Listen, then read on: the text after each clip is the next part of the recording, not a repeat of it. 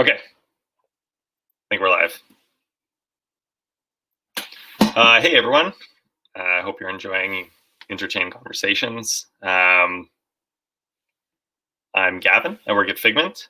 Primarily I'm focused on staking protocols and governance. Figment's known for a number of things. We're a staking provider. You probably know us on the Cosmos Hub.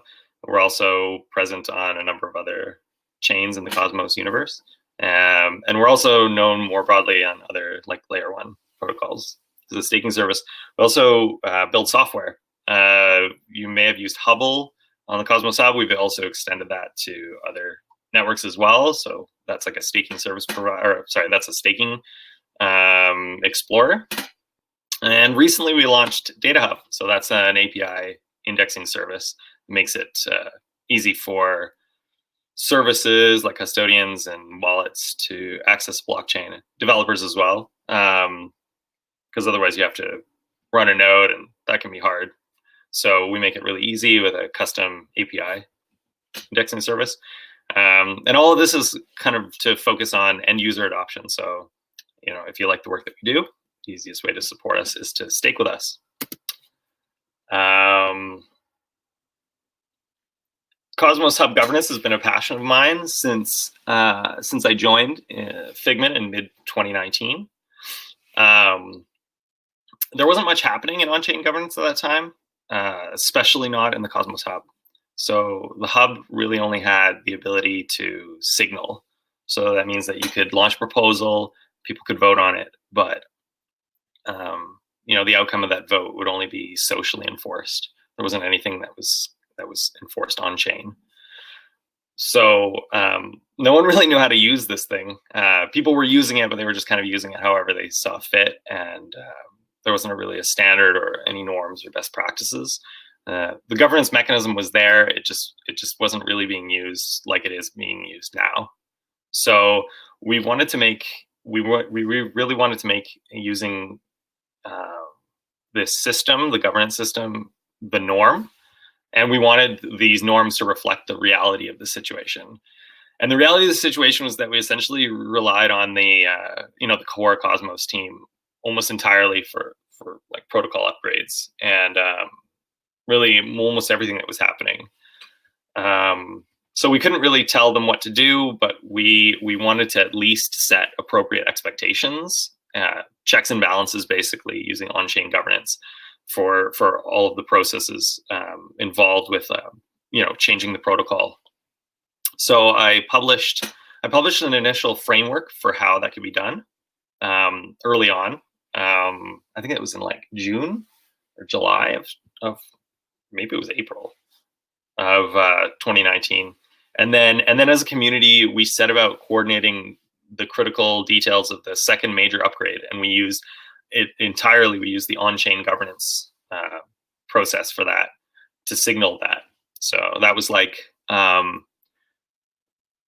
we had a proposal to approve the kind of overview of the high overview of what the changes would be, and then we had a series of proposals to actually to coordinate the literal, like the actual relaunch of the chain with the new code.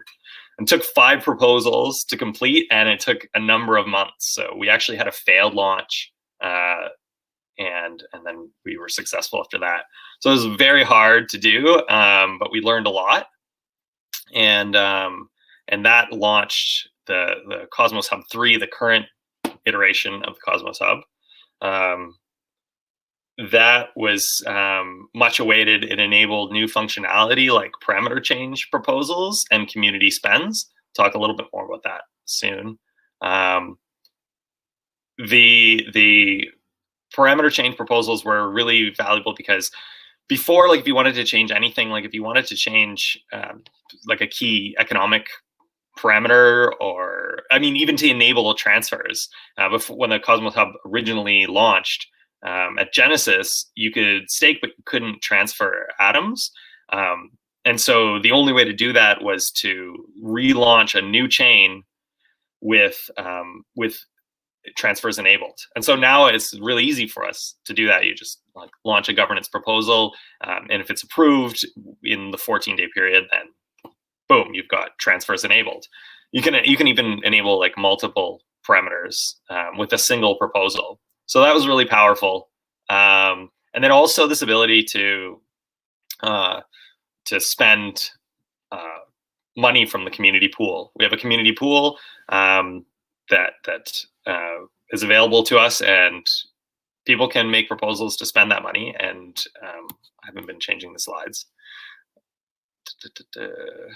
Yeah, so you can spend that money using a governance proposal. So the work that we did with getting kind of some framework set up for using the governance mechanism, since it didn't there was no user manual, like there wasn't a policy.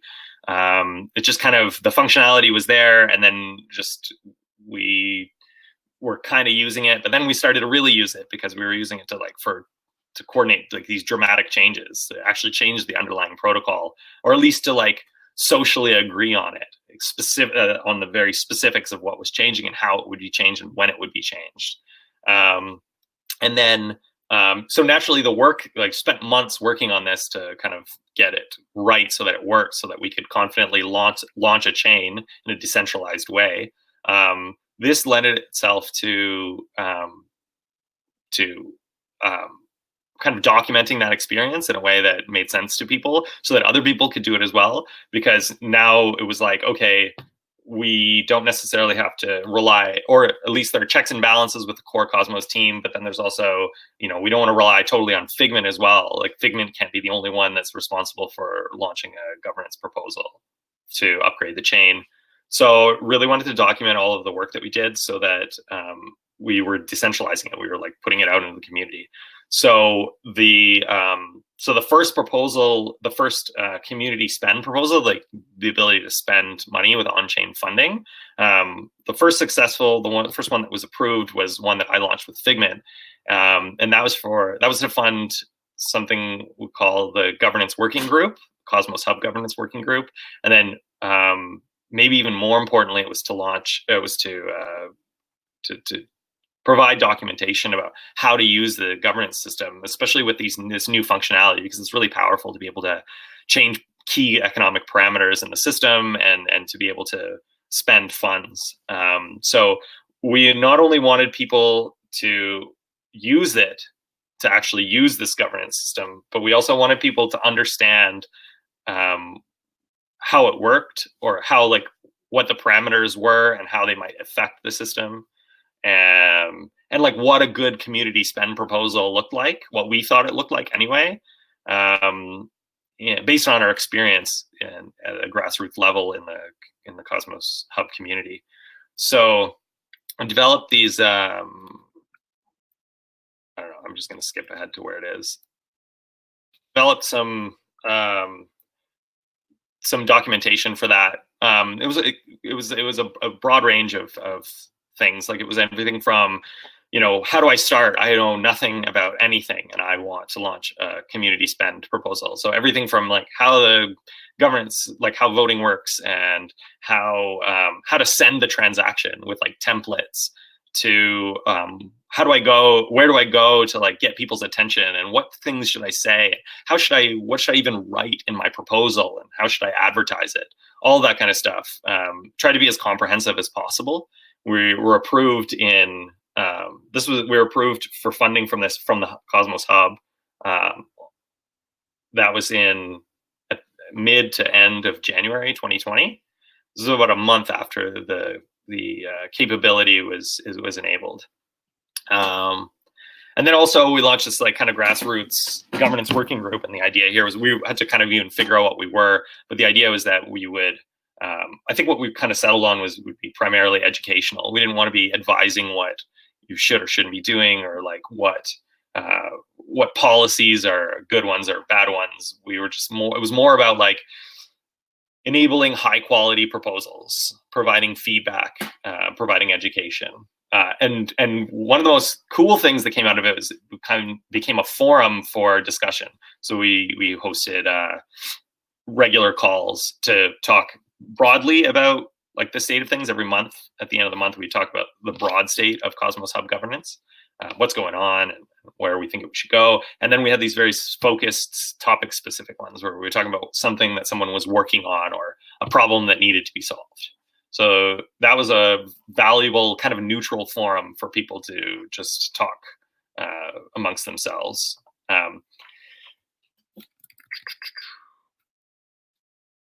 So let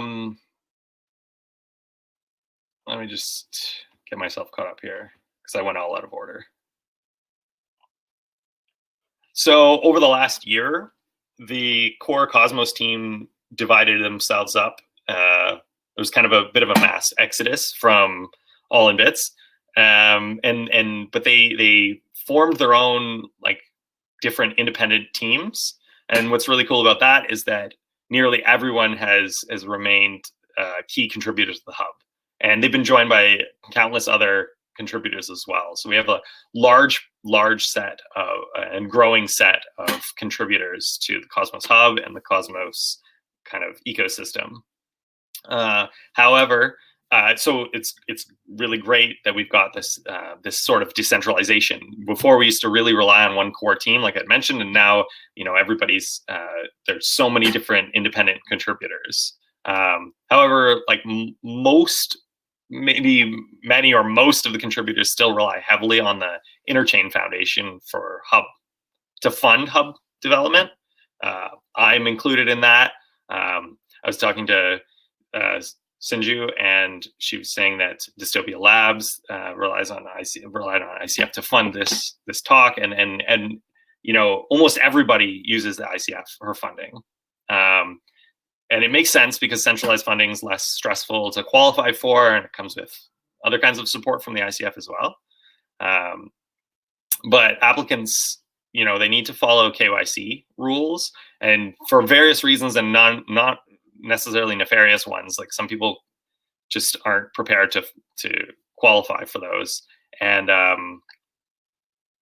also like we can't assume that this funding will always be available. We shouldn't maybe rely entirely on the ICF. So I think at some point we'll probably want to wean ourselves off of centralized funding. So how can we do that? So I mentioned we've got this community fund right now. Where's that funding come from? Like how's it replenished? 2% of all income, like staking income, is directed to this pool, this community fund. So that means like 2% of all new issuance atoms head there, and 2% of all transaction fees head there. So last I looked, there was probably about 544,000 atoms, and that's about $2.7 million US dollars. So just a couple of things to note as well. We've got some cool upgrades coming to this fund, and it'll have its own address. And the value of having its own address is that like recipients can, like if you're a recipient from the fund and you say like, oh, I can't deliver, you can like refund the money if you need to. And then what's really cool is that like contributors like the ICF could top up the fund to co-sponsor proposals. But then also, in the future, we could see the ICF maybe migrating some or all of its funds to the hub to completely kind of put funding in the hands of atom stakers entirely. So yeah, we should take a look at what the state of funding is like, because we've had this capability for a while now. I mean, in crypto, it's like a year is a decade in anyone else's life, I think. So yeah, Friday was the 1 year anniversary of the hub having the ability to disperse funds with governance, and since then we've had 5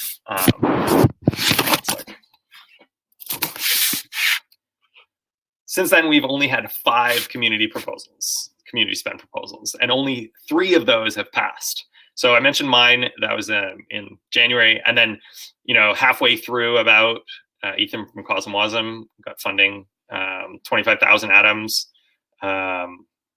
And then last week, Sika passed a proposal for 776 atoms. So that's about 32,000 atoms or about $160,000, like depending on when you look at the price, because it's always changing.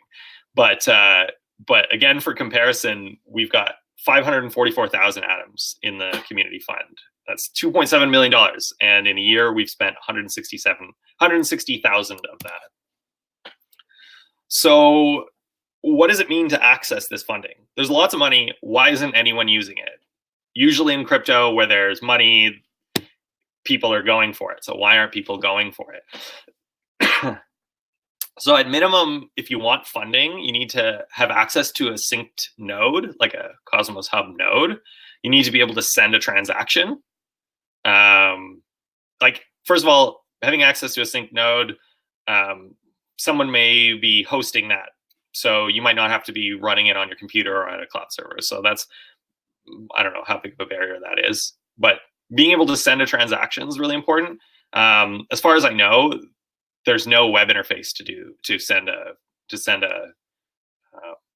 transaction for a governance proposal. And then you also need to meet the 512 atom deposit. So yeah, there's no web interface. So that means if you need to, like if you decide you want to submit a proposal, it means you need to use the command line interface Gaia to send this transaction. It's not user-friendly at all.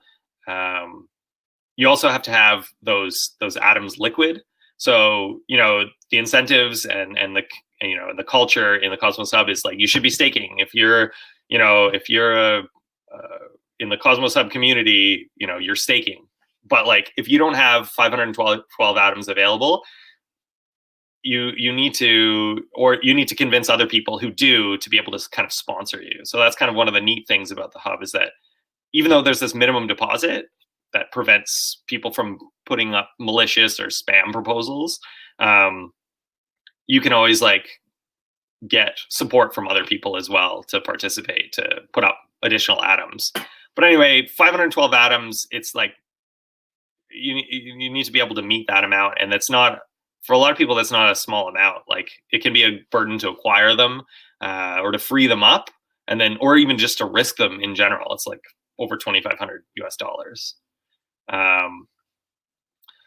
So once you're in the voting period, if your proposal, and the reason I say risk, it's not just if you don't meet the deposit. Once you're in the voting period, if your proposal fails to meet quorum, then all the deposits are lost. That's at least 512 atoms that are lost. So right now, I know we want to discourage spam and malicious proposals, but right now we're selecting against people with small amounts of atom liquidity.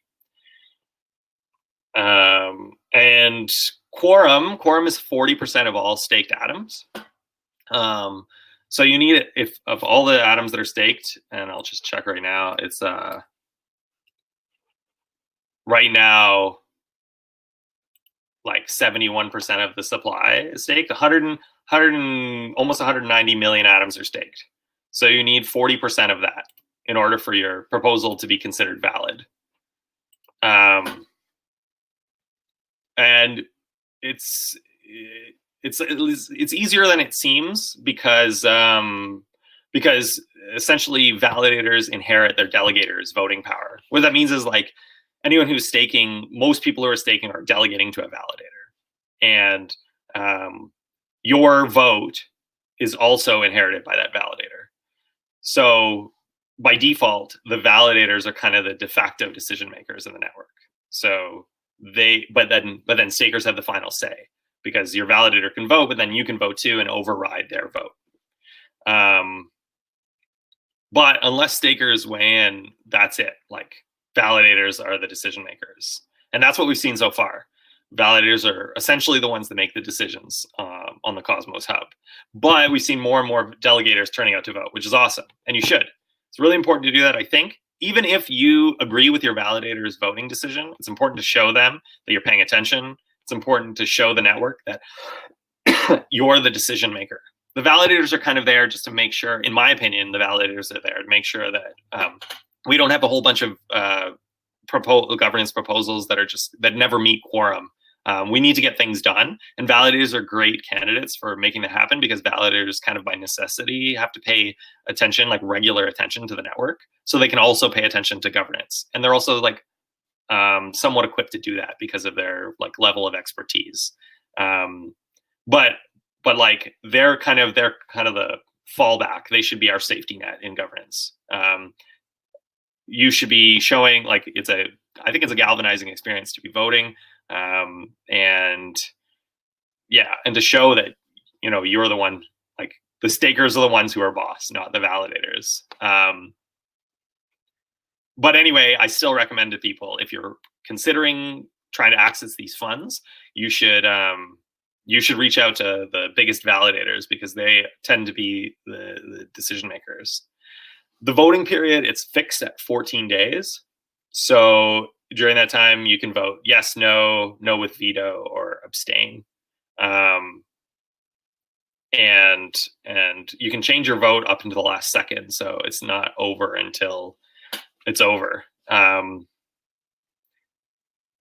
And just a side note here, if you're seeking funding, I recommend that you abstain from your own proposal. You vote to abstain. That's what we've done at Figment. Sika did that as well, just because it's kind of a conflict of interest, I think, to be voting on your own proposal. You maybe want to let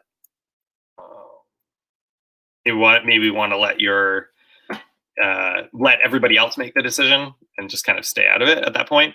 A simple majority is required. So if it's if of all the voting power that's voting, if over 50% votes yes, then the proposal passes, unless over a third veto. So in most cases, 50% or more than 50% will pass the proposal, but there may be, it's never happened before, but there may be the case where 33.4% vote no with veto, and that will kind of kill the proposal. And so after a proposal passes, immediately after it passes, the funds are sent from the community pool directly to the recipient address that's in the proposal. So a few thoughts on that. Like, if we successfully ramp up the volume of community spend proposals, I think there will be a lot of demand for large validator operator attention. So, I know a lot of these operators, they're working across, like Figment, for example, working across 20 or 30 networks. So there's a lot for us to pay attention to. So if all of a sudden there's lots of governance proposal activity, and a lot of people hitting us up to kind of get our opinion before they even launch and that sort of thing, it could become it could be a problem. It could mean that validator operators stop paying attention, or stop responding to people, or don't give it the right kind of the adequate amount of attention that it needs. So I'd like to see things in place to make it easier for validator operators to pay attention to what's critical and to participate securely. I think that'll be really important. We'll want to make it easier for delegators to securely vote, so that it's not just validators making all the decisions. Looney is a great example. Like, the Looney team recently sunset the Looney project, although fortunately for us, AIB has continued to run Looney as an application. It was critical for the ecosystem because it enabled people to vote with a ledger device. I think even a software wallet, just with a web interface. Whereas I don't think that, I went looking, and and it surprised me that I couldn't find any other working web interfaces to vote. And since then, Kepler has enabled voting as well, which is great. But this critical infrastructure, there may not be a good business model for them. So maybe what makes sense is that the Cosmos Hub community fund should have an operational budget for the things that we as a community rely on to give everybody access to the system. We don't want gatekeepers to the system, I don't think, and I think that's what may happen if we introduce a business model here, or we just suddenly lose people who are operating this critical infrastructure. So If we're going to control that, I think we should control, like if we want to control access or we want to enable access and we want it open, then I think we should be controlling the funding for it. And then the other thing is that the community might not be comfortable transferring 100% of funds to a newcomer, for example, as the first step. Like basically, like if I was a newcomer, I might make a proposal, and then people have to decide: do we, like, if we say yes at the end of the voting period, I just get the money and then I start the work. So that might be a problem. So we might want more nuanced fund distribution methods so that we can better manage who's getting the funding, like maybe more than one address, when they get the funding. So maybe it comes out in, like, it's dispersed over a period of time, and then the rate that they receive the funding, so that it's not just all one lump sum. So yeah, but like there are other networks with on-chain funding, and maybe it's probably time that we start looking at what they're doing as well, because I'm looking at some numbers that are like very different than the Cosmos Hub. And just as a reminder, Cosmos Hub on-chain funding has been active for a year on Friday. We've had 3 out of 5 proposals that have been approved, 160K compared with 2.7 million in the fund. And then we compare that with Kusama. Kusama's been around for about like 4 months longer. They've had a flurry of activity. They've had like 34 approved out of 56 proposals. And in that process, they dispersed 46,000 KSM, which is like well over $2 million. It's actually approaching the total amount that we have in the Cosmos Hub Community Fund. And in total, they've got about $13 million in their fund. So I think we should be looking closer at what Kusama is doing. Like, are they attracting more attention? Is it easier or more attractive to participate? Are there more people working off chain to do both? Is Kusama getting value for their treasury? But regardless, I think this is probably the most important thing, regardless of how we interpret the numbers. One thing's clear: is that they're directing way more of their token value into on-chain governance than the Hub is. So despite the Hub being valued at $1.25 billion and Kusama being valued at $500 million, Kusama has 5 times more value in its fund than the Hub does. And that's not even adjusted for like the difference in size as well. So like, you'd expect, I might expect that the Hub would have, if the Hub's, let's say, 2 times as big as Kusama is, then I would expect them to have at least 2 times the value in their fund, right? But what we're seeing is 5 times difference, and they're half the size. So like adjusted, I'm seeing like 10 times more funding in their pool, in their treasury. So so I can speculate about what makes people hesitant to use the Hub for funding, and I have a bit.